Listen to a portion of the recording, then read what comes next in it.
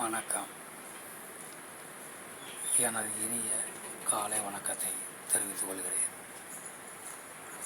சோதிடத்தினுடைய தந்தை பிரகாசராம் முனிவர் பகவானை வணங்கி, அனைத்து ஜோதிட மேதைகளையும் வணங்கி, ஒரு சிறு சோதிட குறிப்பை உங்களோடு பகிர்ந்து கொள்ள வருகிறேன்.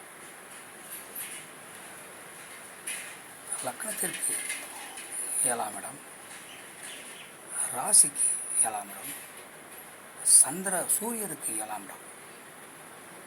லக்னத்திற்கு 7ஆம் இடம், ராசிக்கு 7ஆம் இடம், சூரியனுக்கு 7ஆம் இடம்.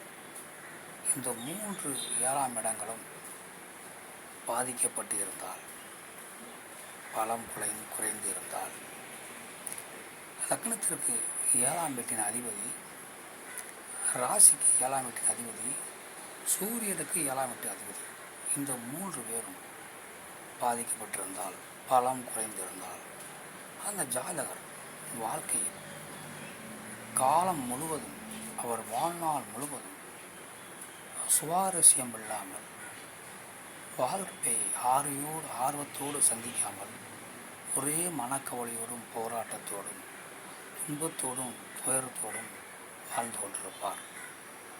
வாழ்க்கையை ஆர்வமாக வாழ மாட்டார். ஏதோ பிறந்தோம், இருந்தோம், வாழ்ந்தோம் என வெறுப்புடனே வாழ்வார்.